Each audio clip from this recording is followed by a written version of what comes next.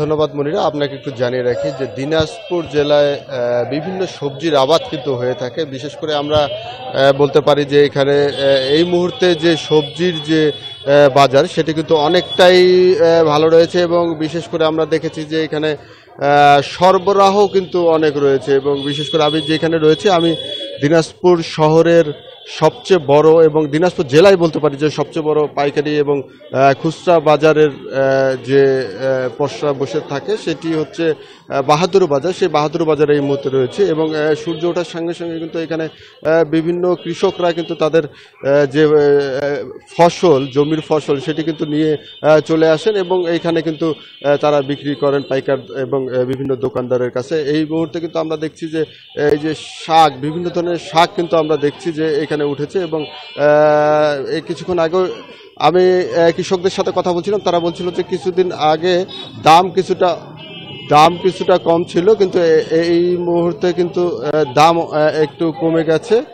বিশেষ করে আমরা বলতে পারি 5 টাকা থেকে 10 টাকা 15 টাকা পর্যন্ত আটি কিন্তু বিক্রি হচ্ছে প্রকার ভেদে এবং বিশেষ করে আমরা কৃষকদের বলেছি যে কেমন উৎপাদন হয়েছে। তারা বলছেন যে উৎপাদন এবার ভালো আছে এবং তারা কিন্তু পর্যাপ্ত দাম কিছুদিন আগে পাচ্ছিলেন, এখন কিছুটা কমে গেছে বলে তারা দাবি করছেন। তো দিনাজপুর থেকে এই ছিল আমার কাছে বাজার নিয়ে সর্বশেষ। এখন চলে যাব গাইবান্ধায়, সেখানে রয়েছেন সহকর্মী প্রিন্সের কাছে জানবো সেখানকার বাজার পরিস্থিতি। প্রিন্স।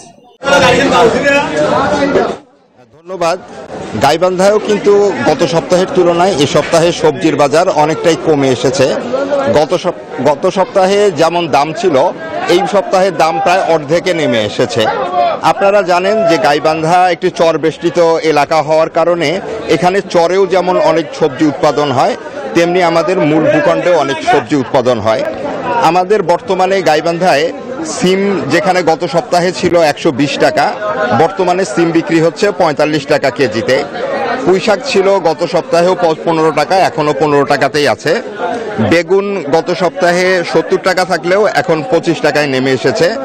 ফুলকপি গত সপ্তাহে 120 টাকা ছিল, যা নেমে এসেছে 60 টাকায়। মিষ্টি কুমড়া 45 টাকা ছিল, যা এখন 30 টাকা কেজিতে বিক্রি হচ্ছে। এছাড়া লাল শাক, পুঁই শাক সব কিছুরই দাম কমেছে।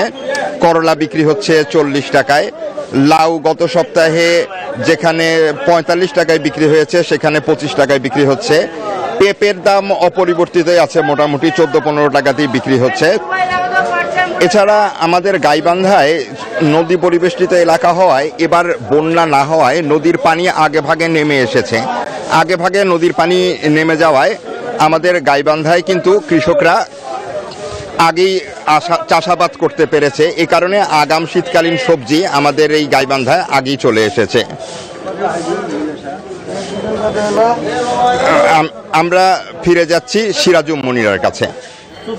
ধন্যবাদ প্রিন্স আপনাকে। বান্ডেল থাকলে প্রতি সেনমানিতে টাকা বাঁচবে। বিকাশ সেনমানি বান্ডেল কিনে জিতুন প্রতি লেনদেনে।